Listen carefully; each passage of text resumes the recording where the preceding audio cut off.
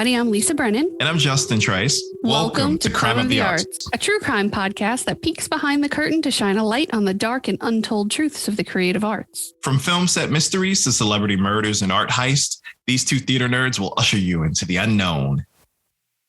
Unknown. This week, I am going to tell you the story of bad boy Nick Carter. He's bad. Oh, damn. These Carter boys, hasn't been a good month or year. Yeah. And I'm going to tell you all about the tragic unsolved murder of Bob Crane. I've seen that one on the list for a while. Yeah. I'm glad I didn't do it because I almost did.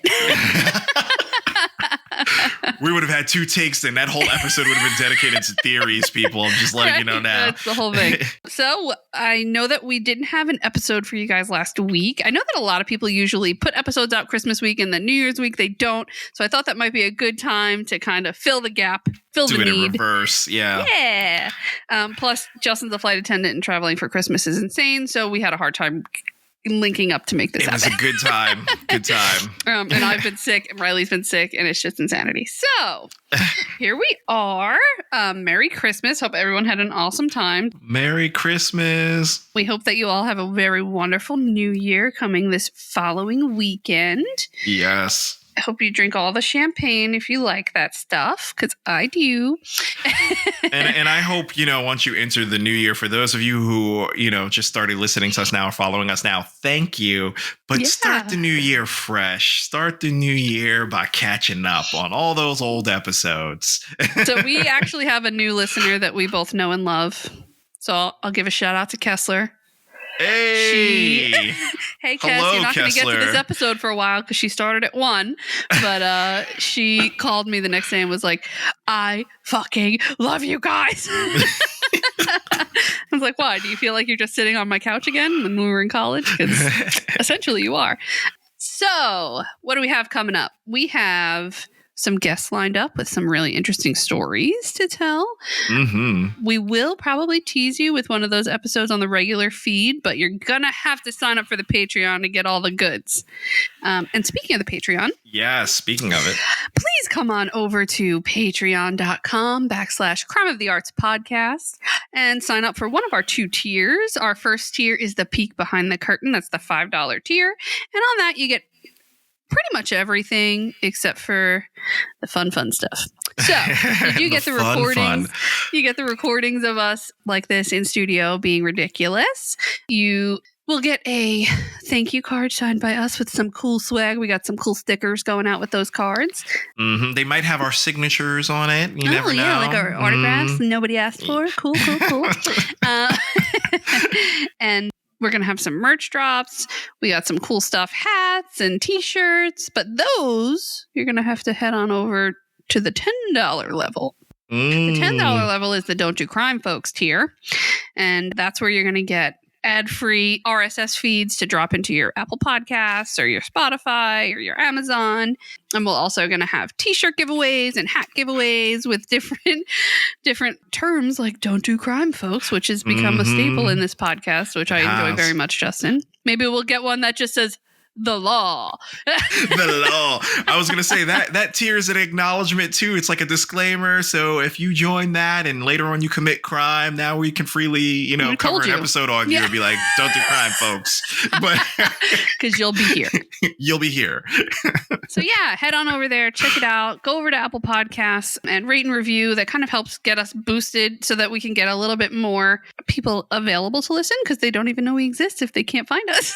Exactly. So yeah, we love doing this. It's pretty cool to think that we went through, what are we at? Like 9 months now we've been doing this, Justin? Yeah, pretty much. 9 so freaking cool. months. It flew by. It really did. So crazy to see. It was so hot when we started doing this, and now it's so cold. I was like sitting in my old apartment and I'm like, oh yeah, I have to turn the air off for the mic. And It's like you hit that sweltering point 30 minutes in, but we were in it to win it. We were in it to win it.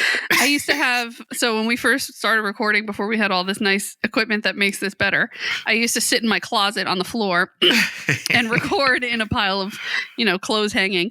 And I had a little tiny fan from my Peloton that I would just like aim at my face because I'd be sweltering hot in my closet. We've moved up from there. All right. We've moved up. Yes, we have. All right. So let's bring them some new stories to bring out the old year and bring in the new year. Let's do it. This is episode 29. So you're first. Whoop, whoop. All right. So we're going to do it. I don't know how familiar anyone that listens to our podcast, if they're familiar with Bob Crane, who he is. I mean, he's definitely before Lisa and I time, which makes me feel so much better because I feel like half the time I'm reminded that we're older and we have to re-explain shit. We're like, for those of you who don't know who the Crow is or Bruce Lee or Brandon Lee, or who, for those of you who don't know, Marky Mark was part of this band. Like, for once, now we can all bask that we're too damn young, right? We're all too young. I'm going to cover Bob Crane. Like I said before, it's called The Tragic Unsolved Murder of Bob Crane because you guessed it, he was murdered. It's not so much the did we guess it or did you tell us? well that's the catch. This is one of my famous 1-2 punch stories here where that seems like I might have just like gave away the lead, but no, the murder itself is not the lead. It's everything else behind it that's going to be something. Okay. Bob Crane was a famous actor. He was a very famous radio personality who was best known for his role as Colonel Robert Hogan in an old MASH? TV sitcom. No, Hogan's Heroes. Oh, okay. Yeah, I mean, that predates MASH. Yeah. But essentially in Hogan's Heroes, which aired from 1965 to 1971. Oh, yeah. My mom couldn't even watch that show. Yeah. She was too little. You're so young, Angela. His career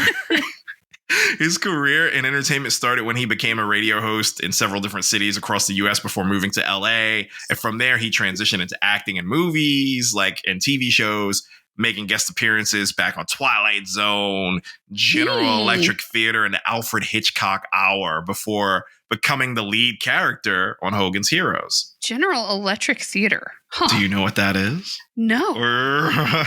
Do you know what that is? You watched that? I did not. Hell no, I didn't watch that. I had to look it up. I was like, what is General Electric Theater? I was like, this is before my time. Is it by GE, like the electric company sponsored it or something? No. It was a horror. It was like an anthology series, just like Twilight Zone and Alfred Hitchcock Hour. But I believe it was on CBS. But I have never heard of it. And you know me. Horror. I was gonna say I'm big on horror and anthology series. Like that's my life. Outer Limits, Twilight Zone, all of those. Alfred Hitchcock Hour. I still watch that on reruns. But I had no clue what that was. I had to look it up. But that was the thing. So he was like prominent radio personality and a really high level character actor. And then he got Hogan's Heroes, Okay. His death itself is still something that is talked about 40 years later. But I'm going to give you more of a back history on him before we get into all of that. So Robert Edward Crane was born on July 13th, 1928 in Waterbury, Connecticut, as the youngest of two sons in his family. Two sons? Is that it? That's just two kids? Yeah, sorry. I was going to say, two kids 1928, usually they have like 11 kids back in those days. Yeah, sure. So. But nah, they were like cut off as these two. Perfect. They were like, that's enough. This is too much already. Two boys. They were like, too much. And clearly he probably was like a creative handful. They were like, no, we can't. We're done now. Yeah. Let's wrap this up. But the family raised them in Connecticut for all of their life as Robert spent his childhood and teenage years in Stamford, Connecticut. Okay.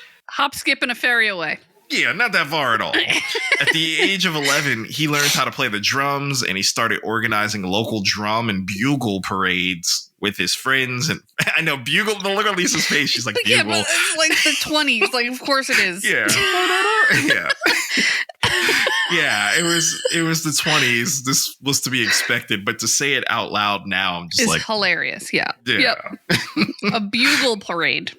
Because all they could do is just blow their own lip sounds through things or bang stuff because it's the Stone Age. There's no electric guitars and shit. Okay. So yeah, that went down. He was organizing that with his friends from the neighborhood in junior high school. Later on in high school, he continued playing in his school's orchestra. Do they have a name for their bugle band? No, I didn't get that information. That was junior high. That was a little. Oh, dude, they needed a good one. Come on, like a garage bugle band. Stop. She said garage bugle band. I just pictured. Christmas is over. I'm ruined. I'm not going to be worth a damn today, Justin. Oh my God. I just picture a group of like outcast kids in their garage now playing in their garage playing bugles. I just picture them in like clothes they had to make themselves, which is probably not appropriate at all. But they look like pilgrims with the little, Yeah.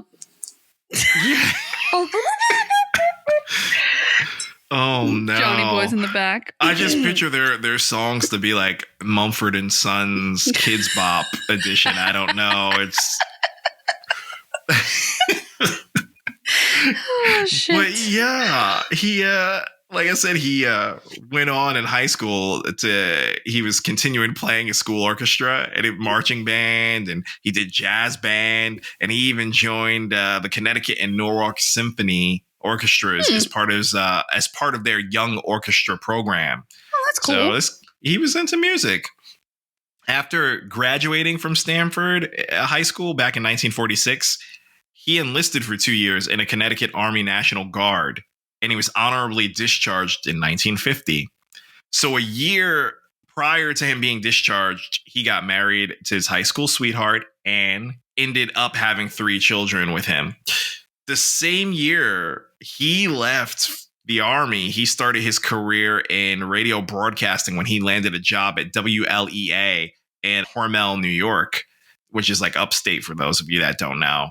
Hornell, I'm sorry if I said Hormel, but yeah, Hornell, New York.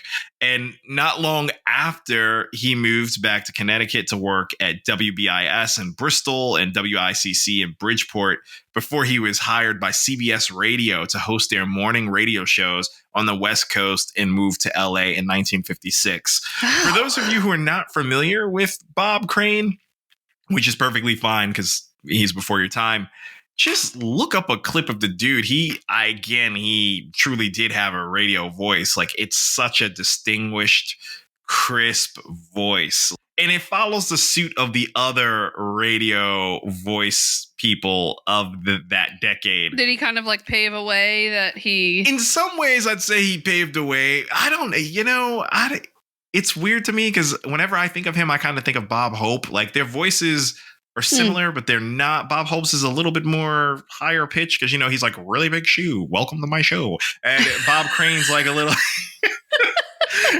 Bob Crane's voice is also just very distinguished, but the timbre is a little different to it. But yeah, I don't know. That was just the thing back then. Everybody that was on radio had that particular voice, and he had it. No questions asked. He had it.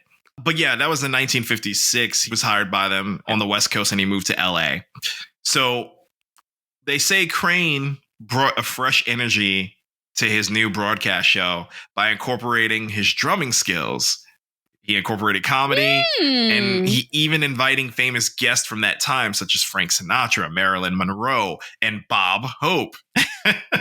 He quickly became a top radio personality in LA as his morning show had great ratings, and he was known at the time as the King of Los Angeles airwaves. So yeah, fancy. And I got Marilyn back here for the first time. Yeah, just randomly. See Marilyn right there. So strange. It was meant to be this podcast story. Yeah. But at the time, while he was doing all of that, he still wanted more. So he was aspiring to be an actor. And he actually got his start in TV as a guest host for Johnny Carson on a daytime game show. And yet Johnny Carson's another person with that voice. It was Johnny Carson's. Carson Daly's. Wrong person. Whoop. It was Johnny Carson on the daytime game show. I got tongue-tied there. Oh, that was funny. It was the game show called Who Do You Trust?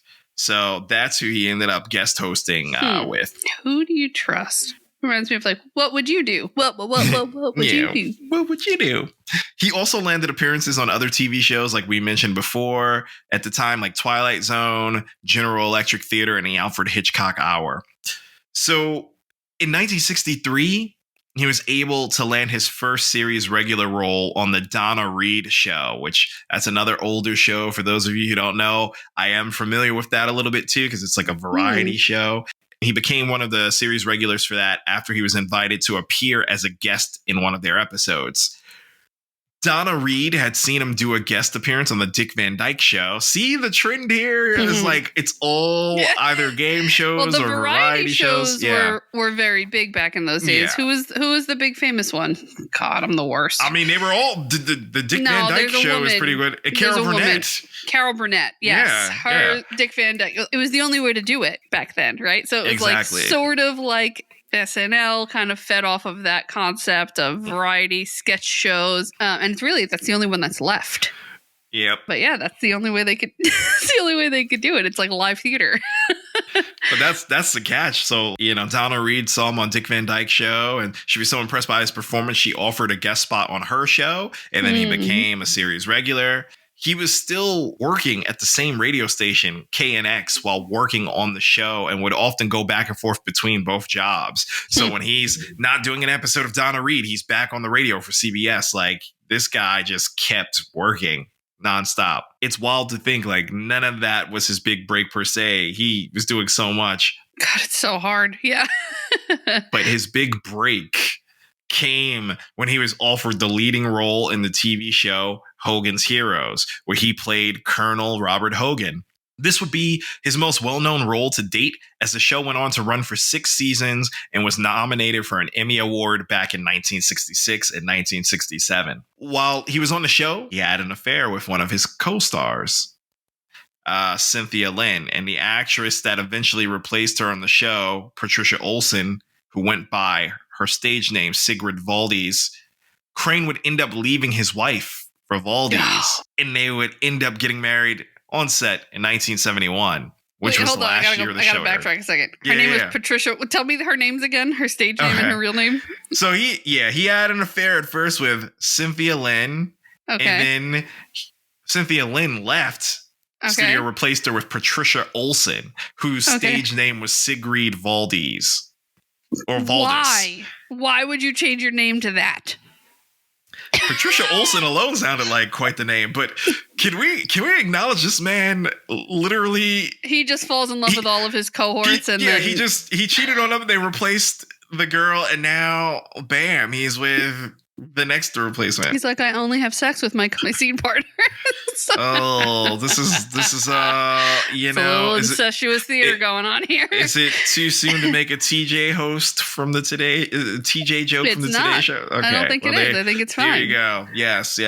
I mean, that's something that's pretty prevalent in this industry, period. Yeah. And being a person who's been there, you've probably also been there.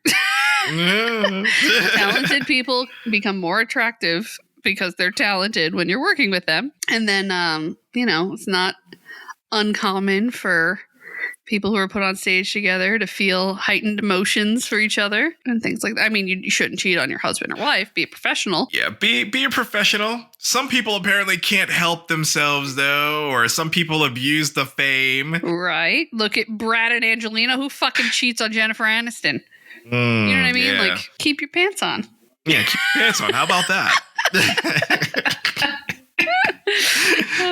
Easy to do. I feel like we need another tier called Keep Your Pants On. Keep your pants on. Oh my gosh. So yeah, how fucked up is that? Like, that's so fucked up. You messed with the first co-star, we replaced her, you fucked with that one, and then you're like, maybe I'm in the wrong, so maybe I should marry this one. Let me just get rid of my wife. Yeah, sorry, wife and 3 kids. Go over that way. I have fallen in love with my So whatever. Yeah, he married Sigrid back in 71. Patricia Olson with her stupid name. a hater in her stupid name. Yes, or AKA Sigrid Valdis. But yeah, he married her back in 71, which was like the last year the show aired. So after the show ended, after Hogan's Heroes, Crane's acting career quickly fucking went Tanked. all the way downhill as he was unable to land any regular roles on TV and appeared in very few movies. And again, I say this, if you look at a couple clips of him, he has a very distinguished voice and just the way he carries himself. Isn't he pretty like a tall guy? And I feel like he wasn't as tall, but I feel like he was had a little gut that could just, I gotta go back now. We're gonna look at that. Let's go see. Or am I looking at I always confuse these shows after, because there was too many. There was Hogan's Heroes, and then there was the Gomer Pyle, and then, now let's look at Bob Crane. Okay, he might have actually, he was kind of tall. How tall was this dude? He was 5'10", so that means he was like 5'8". I'm not So really not gonna tall. say he was tall. He's not tall. Not tall. He was a decent looking fellow. You know, for those who can see, I'm gonna move it into the camera.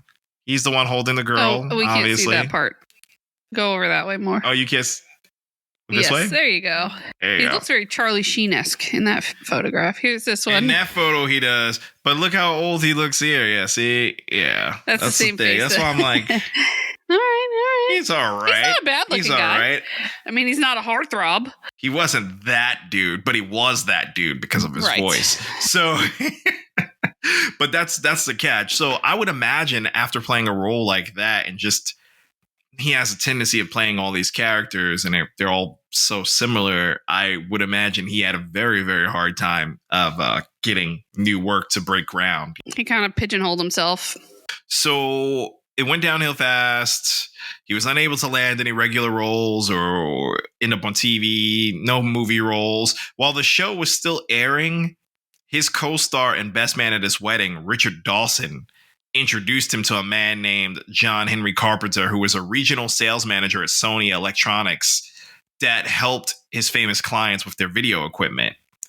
I go back to this because the two became close friends, and Crane would introduce him as his manager to the women they met while hanging out. They would, Lisa's face, she already knows where I'm going with this. Couldn't roll my eyes any harder if I tried. Yep, go ahead. He's just a fucking cheating dog, isn't he? You already know where it's going. They would use this tactic to seduce women and would often film their joint sexual encounters I together. didn't think I was going there. Thank you for that image. Got it with the misdirect. Because sometimes I tell Lisa and I were drift. We're so in sync sometimes. We're drift compatible. I'm always watching her when I am talking to you guys about this, because I'm like, I need to see if she's already knowing where I'm going, or I gotta shift it sometimes. Dude, I gotta veer it. You caught me on that one. That was completely out of left field. I did not expect you to say that. They were having orgies and videotaping them. So yeah, his career was going downhill. He couldn't find any roles, but he still managed to use his fame and shit for the wrong reasons. And now we're just getting into this Here we are. crazy sexual exploration. Yeah. Listen, do whatever you want. Whatever. I just didn't see that coming. Yeah, but again, do whatever you want, but don't abuse the power. You're over here like, oh, this is my manager friend. I'm fucking famous. I'm Hogan of Hogan's Heroes. Thinking with the wrong head, Justin. That's all it is. That went down, and then in June of 1978, Crane was living in Scottsdale, Arizona, during a run of Beginner's Luck at the Windmill Diner Theater. That's a show. Okay, That's I a was play, gonna say folks. it sounds familiar. So Yeah. One afternoon on June 29th, one of his co-stars, Victoria Ann Barry, went to go find him at his apartment after he failed to show up for a lunch meeting and found his dead body lying in the bed. His head had been bludgeoned repeatedly with a weapon that was never identified. Oh, God. But the investigators believed it was a camera tripod. What? They also found that there was an electrical cord that had been tied around his neck. Is this some kinky sex shit that went all left? Who knows? Oh, I didn't Around the know time that. of his murder, the Scottsdale Police Department did not have a homicide division. So they didn't have all the necessary resources to solve his crime. What? Okay. The people don't get murdered in Scottsdale? Hey, I mean, either they didn't get murdered or it's just, there was no advancements and crime solving yet. Yeah, they didn't have all the necessary tools to or resources to help solve his crime. So on top of that, there wasn't very many clues at the crime scene that suggested any sign of forced entry, nor was there any valuable missing items from Crane's home. They did come across, though, Crane's video collection. Oh, no. Which included the videotapes that he had filmed with Carpenter, which made Carpenter a suspect in the case. Hold please. Yeah, just hold, please. Yeah, hold. We were holding. Yes. So, number one, when I drop dead, I need you to burn my computer and clear all of my history in my phone. That is like rule number one of besties in the crime world, okay? I got you down, okay? If we all just drop dead tomorrow, just get... This is the things you don't want to happen, like your weird sex tapes popping up and the cops watching all of them, right? Number two, who the fuck's job was that? Who's like, oh, what are these tapes? Oh, let me put the... I was wondering about that too. I'm like, so yeah, we got to have Ed over here. Where's Ed right now? Well, he found the crime scene and he found some of the evidence and there was a bunch of cassette tapes. We've got him Ed's watching that 24/7. Ed's getting paid overtime to watch sex tapes, people. Like, and Ed's like in the little room. He locked the door. He's like, he's sitting there with the lights off, being a creep show. Fuck Ed. Oh, no. God, that sucks. You probably had to watch all of them, right? Those are the things about police work that you don't think about. You're like watching like gross sex tapes, and you're like, God damn it! Is there something interesting that I need to know here, or is this just torture? I pity the person who had to watch those videos. Yeah. Oh my God. But this was back in the day too. I don't even know if they were I don't want to know if they were sound or not, but still, you had to watch all these random ass videos of just I didn't even think about sound.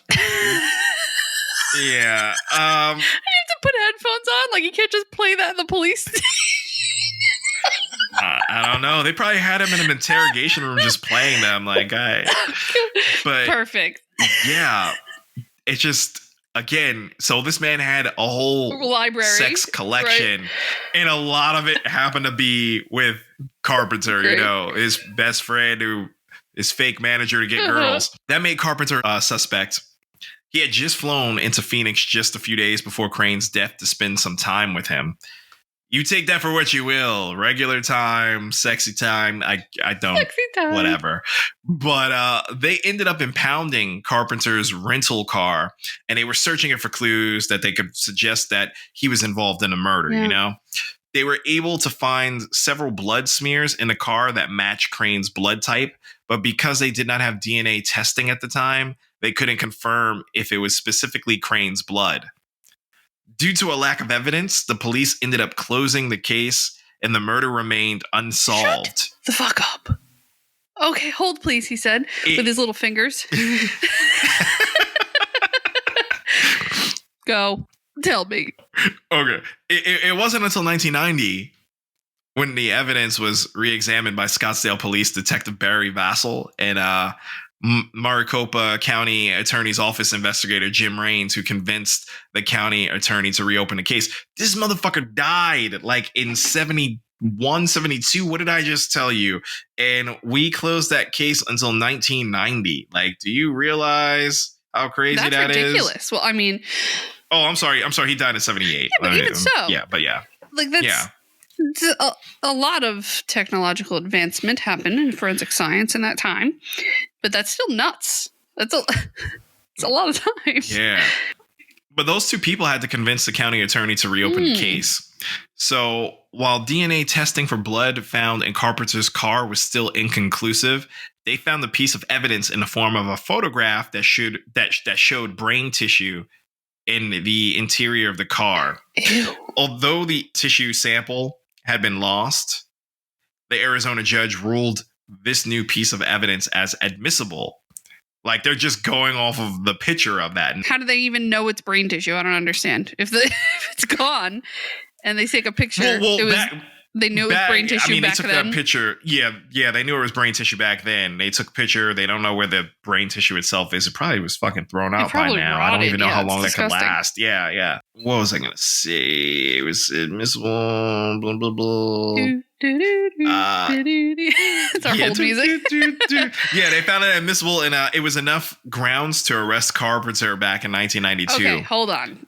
So, if they were doing sexy time in 78. 92. How old is he? Do we have any idea how old Carpenter would be? Was he the same age as Bob Crane? They were similar age. And what's the math on that? 92 take away 28. He's in his 60s. He's up there. Yeah. I mathed in my head. If I'm right, I'm going to be very proud of myself. I think you're pretty close because, again, not very accurate. Bob Crane, when he died, he was 49. So that was in 78. So, that's another 12 years. So, yeah, basically about 60. Wow. Yeah. Well, yeah, like 60, 61, 62. Okay. So, yeah, you were close. But yeah, so this is the catch. So they arrest him back in 92. He's in his 60s. During his trial in 94, Crane's son, Robert, testified that his father had expressed his desire to cut ties with Carpenter prior to his murder because he was a nuisance.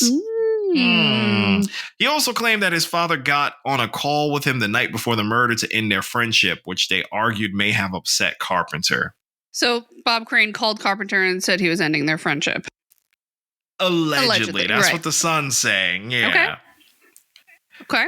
Carpenter was eventually acquitted, though, of the crime and maintained his innocence continuously up until his death a few years later in 98. So this man was basically 70 when he died.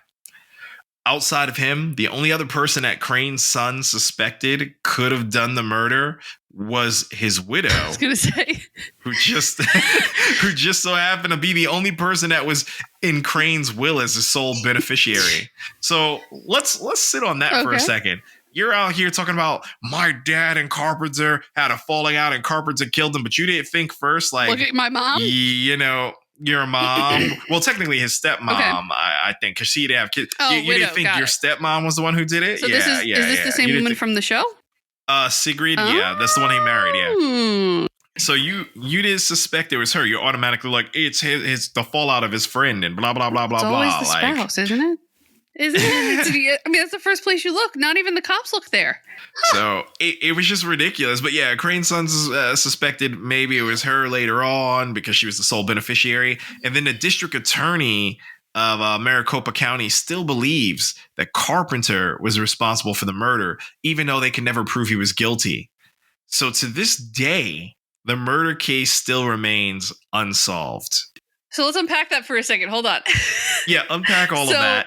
Okay, so in his rent-a-car, they found blood smears that were the same blood type, but they couldn't confirm it. It was inconclusive even 12 years later. It was inconclusive.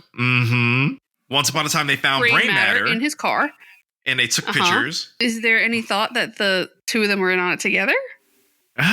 Could be. I mean, this is the problem that I have. I mean, he's fucking around on her with all these other people. Yeah, and he's also using Carpenter to fuck around with people at the same time. So could it be? Did they do a little lady swap? Were they all swingers? Was the wife down with this? And maybe the two of them started having feelings and they wanted to get him out the way. But here's the catch, though. If that were the case, she was the sole beneficiary. She had all the money. It never says, when I tried to look into that route, it never talks about, well, he started living a lavish life or things like that. Like, he had nothing. She didn't have to fucking share it with him. Well, that's true. She's like, thanks for killing my husband. He was a fool. Sayonara, sucker. Yeah. So, I mean, but he could have threw her under the bus at any time, too. That's what I think, man. I bet you that they both fucking did it. And they used the rental car because why not? Why wouldn't you use the rental car? They can't say that any of that was yours because it's a rental car. Yeah, it could have been that, or, because, again, there was the electrical cord around his neck. That could have been a kink thing. Maybe they were all together and he died by accident. True. That's what I was going to say. Maybe they were all together. He died by accident. Or maybe the wife wasn't there. Maybe Carpenter came there, for the friendship breakup, but then they reconciled quick and they were like, let's go get a girl. And then they brought the girl back and they're doing whatever they're doing for the camera as usual.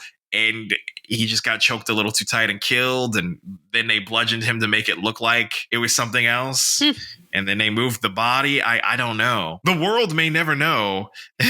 Yeah, that's the other thing, too. So you're finding all this stuff in the car, but he was found in his own bed. Yeah, he was found in his own bed. So did this happen somewhere else? And then they brought him home to make it look like a break-in? That, too. Interesting. Yeah. So he could have went and... I can't even say because it can't even say it's Carpenter's hotel, but yeah, they clearly went somewhere else. Right. He was murdered. He was brought back there. Interesting. If there's blood and things in the car. I mean, unless again, maybe that was a King thing. Maybe they always get a little rough and bloody during whatever, and that blood could have been old blood from a previous sexual encounter with both of them and someone else. Yeah. You know, it could have not even been theirs. It could have been from like the previous renter. Yeah. Yeah. I mean, imagine 2 murders committed in one car by different people. The fucking chance don't of do that. crime, folks. But apparently, before forensic science, everybody was getting away with murder for the most part. I mean, sort of. In the 70s, at least, it got a little wonky. That's when all the serial killers came out of their hidey holes. All right. I like that story. Those are very loose ends that are never going to be tied up, which is ridiculous. It's never going to be tied up, but it still needed to be told. And it's like, this guy went from everything to nothing to dead. And we're never going to get an answer on that because he lived this whole, and I don't mean that. I hope it doesn't sound insensitive. That was very funny. He seemed to have it all, and then we just reveal this whole other side of him, and now, bam, he's gone. Wow. And we'll never know. We'll never know. If there's any other update, I'll keep you posted, but yeah. Yeah, but I don't think you're getting one. I like that there's this, not that not to be insensitive of the murder, but the storytelling is very interesting because there's so many theories. It could be any number of things. Exactly. We could be way off base and it could be something completely has nothing to do with either one of them and we would just never know. So that's why I led off with it's an unsolved murder because it's the nature of everything around it is the real twist here. And I don't know. Oh, man. Thanks for that story. I dig it. No That's problem. That's a good one. Let me introduce you to a few new friends of ours.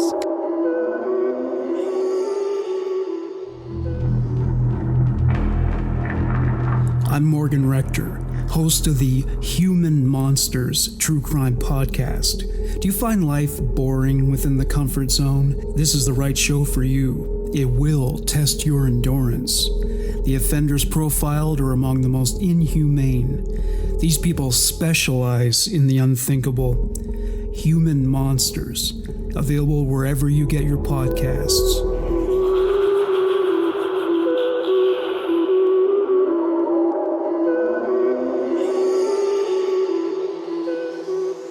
All right. This is going to be a dark day, folks, because I got this and Lisa has something that's just going to make a bunch of, I don't know, boy band fans mourn.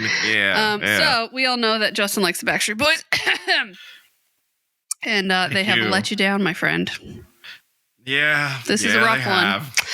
And if anyone saw our Christmas card that we put up online, I put that NSYNC song because that NSYNC Christmas song is like the jam. That NSYNC song is the jam. Even I sent a picture to Lisa yesterday when I wished her Merry Christmas. I was like, look, and I was like, our boy band differences aside. I literally wrote that.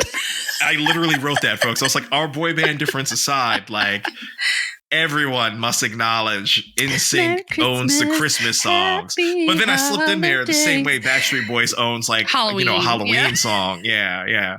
Okay, so today I am going to give you some recent news that we're going to have to update once this comes full circle. Yeah. But if you don't know, Nick Carter there's a civil lawsuit that's been filed against Nick Carter for sexual assault allegations by multiple women.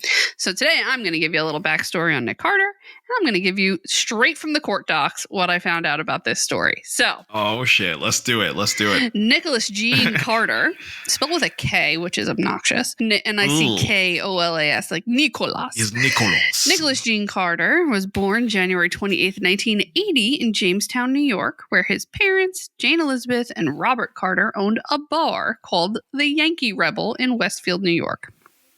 You know, they call us damn Yankees down here. yeah, I know. That's what I was like, ugh. Several years later, when Carter was 4, his family moved to Ruskin, Florida, which is near Tampa, and they managed a garden villa retirement home. And they added to their family. Their family kept growing. Nick Carter has multiple siblings, to include Leslie Carter, who passed away young. She was born in 86. She passed away in 2012. And unfortunately, Aaron Carter passed away just this year. He was born in 87. I didn't know he was the same age as us. Yeah, he was. So at 12 years old, Carter auditioned for Disney's The Mickey Mouse Club, which I also didn't know. So if for those of you who don't know what the Mickey Mouse Club is, it is pretty much the machine that created the pop stars of the 90s and 2000s. Pretty much, and it created Ryan Gosling. And just throwing Ryan that out Gosling, there, essentially. Justin, JC, Brittany, Christina, you name it. They were all in the Mickey Mouse Club. It was a sketch TV show, sort of like what we've been talking about, but this was more dance and music based, plus Ryan Gosling. But I didn't know Nick Carter auditioned for it. And he was actually asked to join this group or Mickey Mouse Club. So it came down to him making the choice, Backstreet Boys or Mickey Mouse Club. He made the right choice. There was a $50,000 contract with Mickey Mouse Club, but he passed it up and he chose to go with Backstreet Boys. And he was 13 years old. So it was Carter, AJ McLean, Brian Luttrell, Howie Dorough. Do you know how to say his last name? Yeah, Howie Dorough. And Kevin Richardson. And they formed the Backstreet Boys on April 20th, 1993. Well. Right? So he was the youngest member. And it's amazing. We did that boy band con episode. And you really can see, if you line up Backstreet Boys and NSYNC, you can see like the quintessential stereotypes that man made in this group. There was someone for everyone, right? There was the young guy and the bad boy and there was the bad boy the soft-spoken one, the creative one. And then it was just the one that was the oldest in the group. And yeah, there you go. Made for all the moms to dote over because they weren't nauseatingly 13. So the Backstreet Boys have recorded several albums beginning in the mid-90s, and the latest being 2019's DNA. Is that still accurate? Yeah. Okay. Yeah, that's accurate. In March 2016, the group announced that they would begin an exclusive headlining residency at Planet Hollywood in Vegas called Backstreet Boys Larger Than Life. That was one of their albums was called that. It was off the Millennium album. That was the main song. Yeah. Than life. See, I know the songs. Everyone's gonna be like, stop singing. Carter also did some acting appearances on various TV shows, including NBC's American Dream in 2002, ABC's 8 Simple Rules in 2003. I fucking love that show. John Ritter, rest in peace. But it would be a few years before Carter did any acting again, as the Backstreet Boys returned to music in 2004.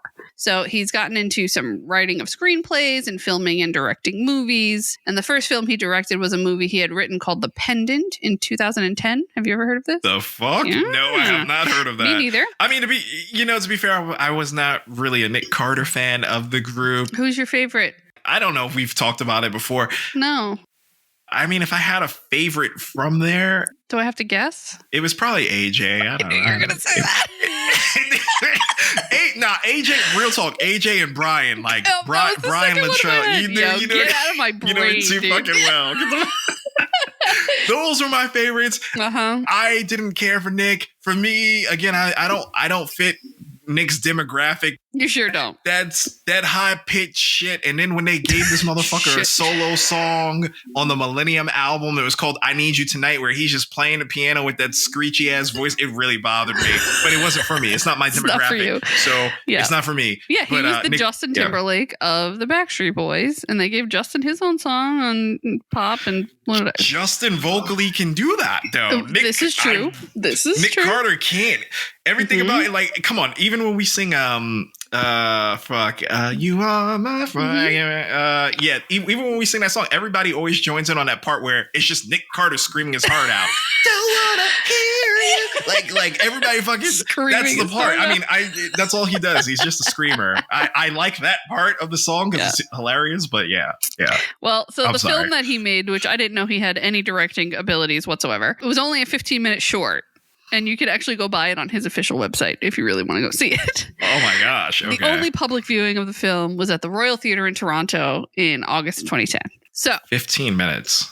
Yeah. All right. Well, he tried to hold on to that 15 minutes a little longer because in 2006, Carter and his siblings starred in their very own reality TV show called The House of Carters. I remember that. I saw like one episode. Yeah. Premiered in October on E! And the series featured all 5 Carter siblings reuniting to live in the same house together in LA to try to reconnect as a family and get their lives together. Didn't work. So yeah, didn't work. Did not work. So as well as in-depth moments of their ups and downs, their father Robert Carter, their stepmother Ginger also appeared on the show, and it only lasted 1 season and 8 episodes. So apparently you didn't miss very much by seeing only one. In 2014, he returned to reality TV when he and his wife, then fiance, started a show on VH1 called I Heart Nick Carter, which centered around the planning of their 2014 April wedding. And it premiered that September. The show also only had 8 episodes, and it just documented his life getting ready to get married, which is an interesting time in anyone's life, I guess, especially if you're a Nick Carter fan. That sounds great. I'm going to get into these recent allegations against Nick Carter, but I have to ask, did you know that this isn't his first run-in with the law? No, I didn't know. I'm starting to see things on this new case now, and every time I'm turning the channel, they're mentioning there was something else, but I haven't seen what that thing is. Okay. I mean, from all the research I've done, it's very sad because it seems like a lot of the members of his family have suffered with substance abuse. And that is also true for Nick Carter, which is something I didn't know. It goes completely against the image that he portrays or tries to portray. So let's see. In January of 2002, he was arrested at Pop City nightclub in Tampa, Florida, and charged with a misdemeanor count of resisting and opposing a law enforcement officer without violence. So I don't know what that means. Did he just throw himself on the floor and whine? I don't know what that means either. Did he have an abuse case before though? Hold on. Have a domestic abuse? Okay, that I feel like I remember. In 2003, he got his first DUI, and refused to comply with the police. In 2005, he was arrested in Huntington Beach and charged with 1 count of driving under the influence and 1 count of having a blood alcohol content above 0.08. And then he pled guilty to charges and was ordered to pay $1,200 in fines and was placed on 3 years of informal probation, which, why is that even a fucking thing?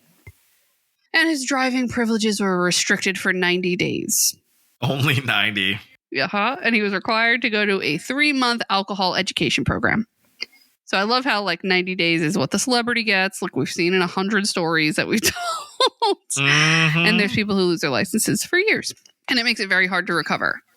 January 13th, 2016, Carter was arrested at Hog's Breath Saloon in Key West, Florida. He just needs to get out of Florida. All the bad things happen in Florida. Correct. Florida is where everything happens that you don't want to happen. So he was refused service at the bar due to his high level of intoxication. He was probably falling asleep on the bar. And they asked him to leave, and he got into a physical altercation with the bouncers, and he was charged with misdemeanor battery. So this is probably what you're talking about. In February 18, 2022, a class action lawsuit was filed against a cryptocurrency company called SafeMoon that alleged the company is a pump and dump scheme, and Carter was named as a defendant in this case, along with a YouTuber and professional boxer, Jake Paul. I can't believe they even called him a professional boxer because that's ridiculous. Yeah, that's ridiculous. That is a redacted. Reach. Fuck that. Along with rappers Soulja Boy and Lil Yachty, which is why are we still putting LIL in the front of anything that's not 2010? And social media personality Ben Phillips. So you had 4 of them all together had this lawsuit filed against them. And they were promoting SafeMoon tokens on their social media with misleading information. So on the same day, the U.S. 11th Circuit Court of Appeals ruled in a lawsuit against Bitcoin that the Securities Act of 93 extended to targeted solicitation using social media. So it all got put to the side. Okay, so let's get into the nitty-gritty of these allegations. I actually pulled the court documents from the civil lawsuit that was filed by these women. So this is straight from the horse's mouth. Oh boy. I actually have the link in the show notes, so if you want to go read it, it's not very long. It's not even super wordy either. It's actually pretty consumable. So Backstreet Boy Nick Carter is being sued for sexual battery. And the woman who chose to publicly come forward and identify herself is a woman named Shannon Ruth, and she's currently 39 years old. And she alleges that the incident happened in February of 2001. So she went to a Backstreet Boys show, and they performed at the Tacoma Dome in Tacoma, Washington for their Black and Blue tour. And Ruth, who was 17 years old at the time, attended the concert with a friend.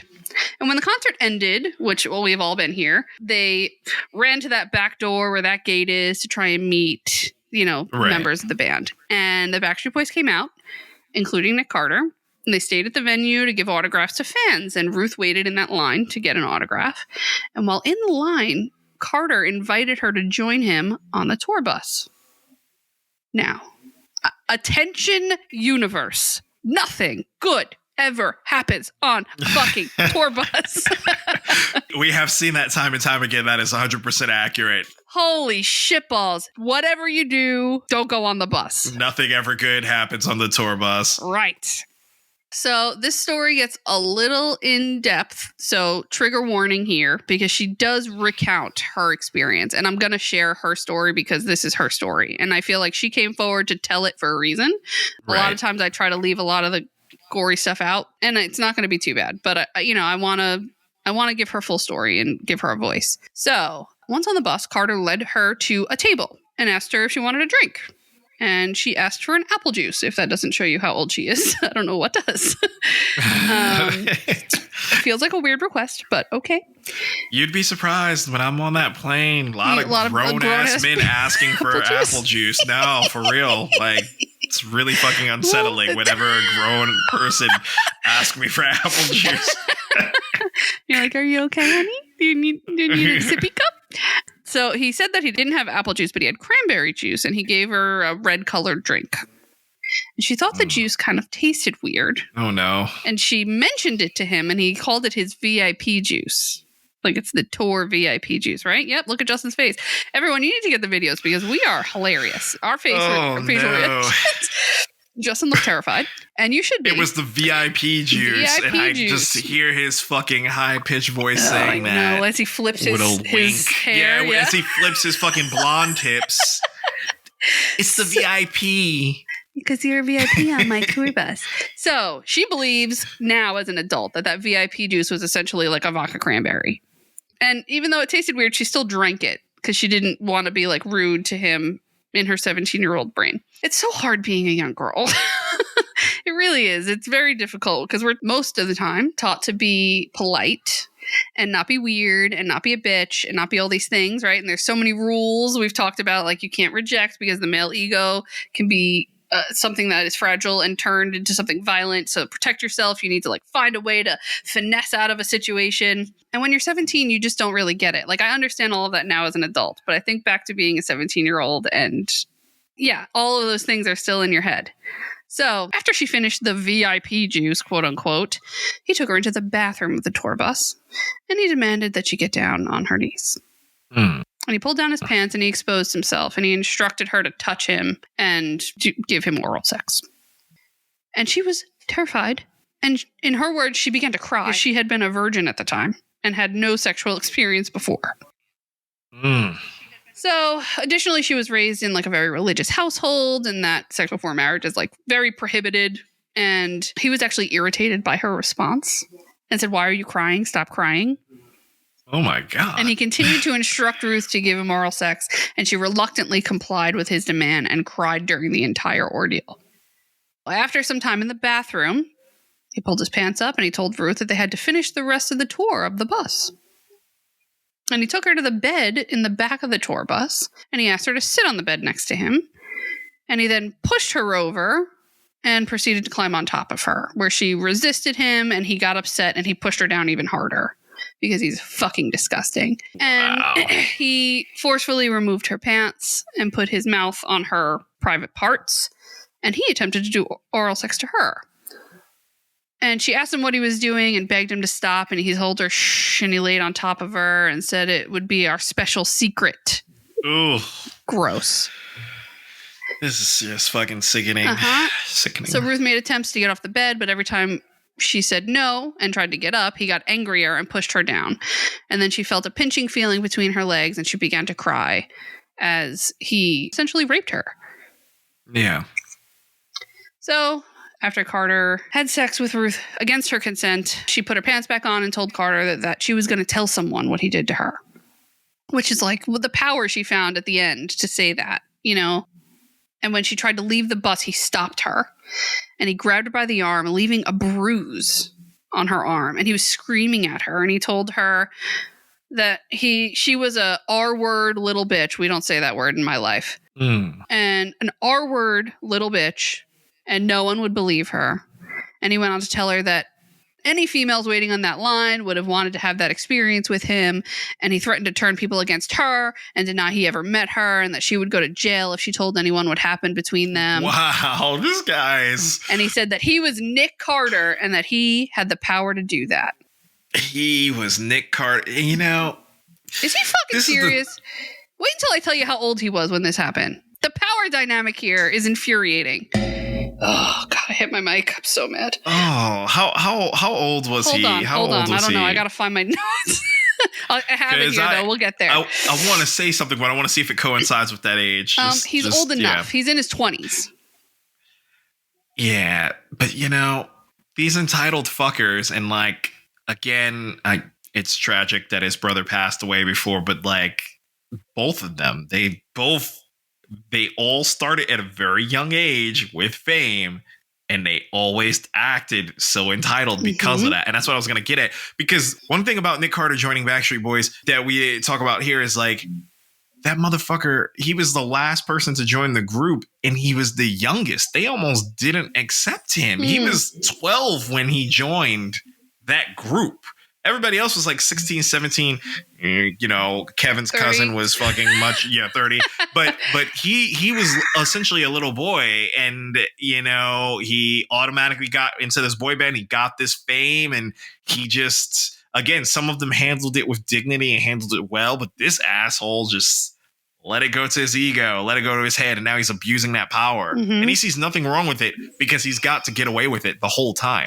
Okay, so put a pin in that. Yeah. So due to the various threats that Nick Carter gave her, she didn't report his crimes to anyone. She didn't tell anyone any of this happened for many, many years, and which is what you find often in sexual assault cases. But here's the part that, as if you're not mad enough. As a result of the assault, he infected her with HPV. It's an infection that's known to cause potential cervical cancer. Nick Carter has a history and pattern of engaging in this behavior. In and around 2003, Carter sexually abused another victim, which we're going to call Doe 1. Oh my goodness. In California.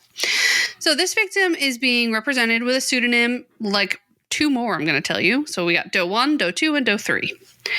And it's just because of the unusually sensitive nature of these allegations. So, similar to Ruth, Carter provided Doe 1 with alcohol prior to the sexual assault, and he ignored her verbalization of multiple times saying she does not consent to this action, and he proceeded to perform oral sex on her and forced sexual intercourse against her will, and as a result, she also was infected with HPV. And he knows he has it, so he's just continuously infecting these people, not giving a fuck. Like, not giving a fuck. And you know what? It's not even like you don't understand the ramifications. I mean, this is like a serious illness. This causes life-threatening diseases, and you're just a piece of shit. Okay, so between August and November of 2003, Carter knowingly engaged in sexual intercourse with a 15-year-old child. 15? They call her Doe 2. 15. I mean, that's a kid. And was she coming to multiple concerts, or was he going to her? He was going to her. God. Okay. He was going to her. And keep in mind the year, it's 2003. She's 15. Okay. So on each of the occasions, there were multiple occasions, like I said, he provided her with an alcoholic beverage and her friends, who were also minors, mind you. And in at least one of those occasions, he coerced Doe 2 into having oral sex with him against her will. And he infected her with HPV as well. Mm-mm. And then 2006, he was accused of sexually assaulting Doe 3 at his friend's house party in Key West, Florida. So he was really drunk. He briefly inserted his fingers into her genitalia. And Carter and his friend followed this woman into the bathroom. Him and his friend. Now he has an accomplice Justin. with him. Now he's got They followed her into the bathroom where they forced her to give them both oral sex. That's fucking crazy. So the dates I just gave you were 2003 and 2006. He was above the age of 21 in 2001. I don't math. What do we got? So 2001, he was born in 80. I mean, he was basically 21. Yeah. Right. In 2001. Yeah. Okay. Okay. So 21-year-old with a 15-year-old. Yeah. Definitely not legal. Disgusting. Yeah. Oh my God. So he was of legal drinking age, like we said, when he was giving alcohol to these minor females, including Ruth, who was 17 in 2003. So he was how old? Almost 24? Yeah. Gross. You fucking know better at 24. He used his position as a famed singer to threaten these young women, telling them that no one would ever believe their story should they come forward, and he would inflict emotional and physical harm to these women. That's crazy. That's fucking crazy. Right. And how is he getting away with this, like, at least on the tour bus and shit? Like, because they're kids. But I mean, it doesn't do any of the other members of his band any use to rat him out. I mean, they might be doing the same shit. We might come to find out. Who knows? Don't tell me that. Don't ruin the rest of the band for me. Don't tell me that. Don't tell me that. We will see. If it's true, it's all gonna come they're gonna come burning down in flames. You know what I mean? That's it. Oh boy, I feel like my childhood's going to be ruined on so many levels. So, all 4 women said that they were virgins at the time that Carter chose to sexually assault them. And all 4 women have tested positive for sexually transmitted infection following their experience with Carter. Sexual abuse of Ruth when she was 17 years old was outrageous and extreme and was intended to cause great emotional distress to her. He wasn't trying to date her. I mean, he threatened her with her livelihood. Obviously, she suffers from severe emotional trauma and distress caused by the sexual battery that he inflicted upon her. Right. Something she's living with. It's like PTSD and everything else. No doubt. I mean, she was raped by Nick Carter. Who fucking lives with that? You know, how do you... That's the real sentence, right? We can call it all of these very technical terms, but that's what happened. So she is actually seeking monetary damages from him in the civil lawsuit. And she filed this lawsuit on the behalf of the other 3 Does. Doe 1, Doe 2, and Doe 3. So her attorney said the investigation into, he calls her Shay, her name is Shannon Ruth. Shay's case led us to other victims. So she came forward to her lawyer, and upon their research, they found these 3 other women. And their stories are all remarkably similar. And she's hoping that this will allow other women to come forward and stand with her against Nick Carter, who apparently has a long history of sexual assault. I don't think that these are the 4 isolated scenarios. Right. I'm sure it's a lot more. And we talked about that earlier where I was just like, again, and you told me to put a pin on it. I was just like, he came into that band at such a young age and, you know, they rose to fame that he probably thought he was untouchable and he just kept doing this shit. Mm-hmm. Yeah. Her lawyer is encouraging anyone with information or other women who believe they were sexually assaulted by Nick Carter to call 408-289-1417. If you need that number, I will also put it in the notes. I hope you don't, but it's there for you. So here's the kicker. In 2018, the LA prosecutors decided not to pursue sexual assault charges against Nick Carter after he was accused by a pop singer named Melissa Schumann. And allegedly, he raped her more than 15 years ago. Oh, no. Okay. charges were not pursued against her assault because of the statute of limitations having had expired. Which, why do we have a statute of limitations against sexual assault? I still don't fucking understand. I still don't get that at all now. She shared the story of her assault on a blog post last year. So these charges and allegations just came up this year. She did this last year. And she's not one of the does. Okay. So in the post, she wrote of an incident she said occurred when she was 18 years old and she was a member of the group Dream. Do you remember Dream? Yes. Okay, because when you first said she was a pop singer, I'm like, what group was she at or who was she? Yep. So she was 18 and Nick Carter was 22. She wrote that he performed oral sex on her despite her refusals and forced her to perform it on him. And she said she felt scared and she felt trapped, that he was so much stronger and bigger than her, and that there was no way she'd be able to get to the door if there was even anyone to help her. And this also occurred in the bathroom. Okay, so this is like his fucking MO. This guy just traps them in. Yeah, this is his thing. Like, he literally just traps them in there. Then he took her into a bedroom, and despite her pleas that she was a virgin, saving herself for marriage, he raped her. Wow. Nick Carter denied the allegations at the time in a statement provided to CNN. Not that I want to give him a platform, but it's important. And he said, quote, "Melissa never expressed to me while we were together or at any time since that anything we did was non-consensual. We went on to record a song and perform together, and I was always respectful and supportive of Melissa both personally and professionally." So the thing I have to say about that is he is so fucking clueless. First of all, she's not going to pass up the career opportunity that was probably already in the makings, and that's how you two ended up in a place that this could even occur, to run scared. Like, you weren't going to scare her off. She shouldn't feel the need to be afraid of you because you did this to her. Secondly, he's saying she never expressed to me while we were together or at any time since that it was not consensual. Are you joking? Like, there's no way. You just didn't hear it the way that it was said, right?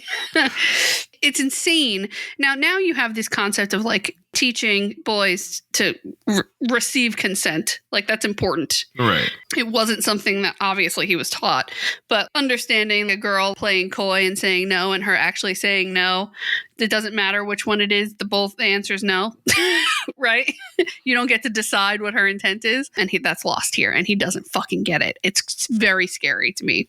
So, paperwork filed at the LA District Court Attorney's Office said the reporting party alleged that in 2003 she was a victim of a sexual assault perpetrated by the suspect in his apartment. Okay.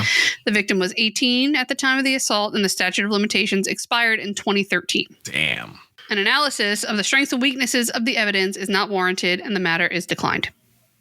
Thank you, District Attorney's Office. They were just bullshit. like, yeah. Don't need to do anything. Time has passed.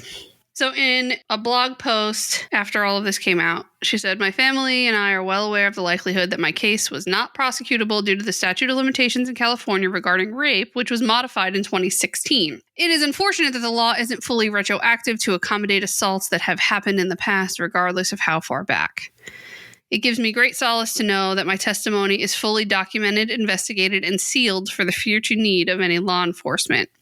Speaking out was the best thing I could ever have done for myself, and hope it inspires others to do the same if it feels right for them." Yes. What she did do is she showed a pattern consistent with all these other women. And this is on the record. I mean, it's here.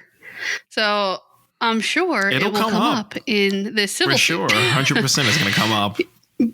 But then again, here we are. No criminal charges. So he's raped, we know, 4 women. Nope, 5.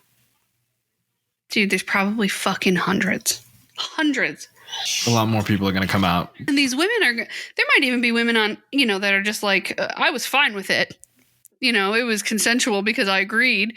But that doesn't mean that it wouldn't have occurred if you didn't agree. It would have still happened. Right? It's fucked up. Oh my God. Again, it's taking that fame and abusing it. And the thing for me is like all of these guys, no matter what boy band you were in, there were 20-something, 30-something, 40-something-year-old women who all were like, these guys are all hot. All of them. You went for children. Yeah. You went for 15, 17, 18-year-olds. it's so predatory and so scary. Oh, thank God I have a boy, because it just takes a little bit of the fear out. Not a lot of it, but just a little bit of the fear that I felt as a child that my parents should have been afraid of. So, following the release of this lawsuit, ABC canceled a very Backstreet Christmas holiday special. And it was scheduled to air December 14th of this year, 2022. I don't know that there's any coming back from this for him. No, this is definitely not. And again, now I'm just nervous because the rest of the band, I'm like, how was he getting away with this shit on a tour bus? But maybe that's why he migrated his plan onto the whole bathroom shit. And they were just like all getting booty and they just went to their own respective corners. Well, I feel like some of them might have went to their respective corners. Plus, like, I know Brian was married and then his wife was basically on tour with him forever. And Brian and Kevin, they both were married. So really it was just AJ, who we know back in his heyday, he partied very hard, drugs addiction, and he was in his own corner. And then Howie, who knows what Howie does. So they were kind of scattered in a way, and I guess that just left Nick available to do crazy shit. I don't know. It's insane. I mean, here's my guess. He'll probably settle out of court for this, and it'll quiet down, and he'll hope that it'll like kind of disappear. But I just can't imagine how many opportunities he had to do this to children all over the world. To forget the United States. I mean, this is an international sensation that they've touched every continent. Yeah. But it's nuts because all of their stories are exactly the same. You can't deny the pattern there. It's isolate, intoxicate, further isolation, and assault. And then threatening to keep quiet when it didn't turn out the way that he expected. That they wanted to have sex with him and they wanted these things. That's wild. So, number one, why are there even statute of limitations on sexual assault? I still don't understand why this isn't a federally regulated law. That shouldn't be left up to the states to decide. And this should just be it. If you sexually assault someone ever, right? That's it. Like murder. There's no statute of limitations on murder. Why are we putting them on sexual assault? We just need some serious reform in this country. And I know that I could go blue in the face, like screaming about that. A lot of the cases, unfortunately, that I seem to be drawn to are cases where women are sexually assaulted for no other reason besides the fact that I feel like it's really important to tell all of your stories. We stand with you, Shannon Ruth, and all of the does, and I'll put that number. If you are someone who found yourself in a scenario that was inappropriate, that number is available to you. And there's lots of hotlines for sexual assault and abuse. If you need to talk to someone, we could drop that information in the show notes too. But that's my story. And we'll definitely have a follow-up on it, once this goes to once trial. We hear back. I think we should just have like an episode where we just kind of like recap all these random ones that were very new. Oh, definitely. Because we got to do that for Shakira. We got to do that for a few people when the time comes. Yeah, we should keep a list of like look backs. So that is the story of sexual assault allegations of Nick Carter. Oh, and that's a rough one. That's a crazy one. I'm curious to see how this trial is going to play out. Court of public opinion. Some people are. Well, he's already in the court of public opinion, so. Well, I was going to say that with his brother dying recently and some people that are just, they have their blinders on. Yeah. They're going to feel sympathetic. I'm curious to see how this is going to go. Very curious. I'm curious to see if he's going to admit to this shit. I'm curious to see if he's just going to pull a James Franco and deny it now and then, eventually settle. James Franco, you're talking about the Instagram pictures and stuff? No, the sending pictures of his penis. I mean, he did minors. deny that too, but I was talking about his acting school where he denied the things that went down there and he settled out of court. And now because he's definitely going to settle out of court. You think he's going to fight but this? What I'm saying is like fast forward 4 years later, now he's finally confessed to it all so he can make his acting come back. I feel like Nick Carter, he might deny everything now, but to make our music come back later, he might admit everything. I'm very curious to see where this shit's going to go. So. When you look back at the history of the creative arts, it takes a lot of darkness to create the light the arts bring to the world. Thanks for joining us this week. And if you enjoyed our conversation, please subscribe wherever you listen to podcasts and go over to Apple Podcasts to rate and review. Please check out our sources listed in the episode notes. They're amazing. And you can find us on Facebook and Instagram and all of the social platforms at Crime of the Arts Podcast. We're looking forward to having you back next week. Until next time, peace out, everybody. Peace out, everybody.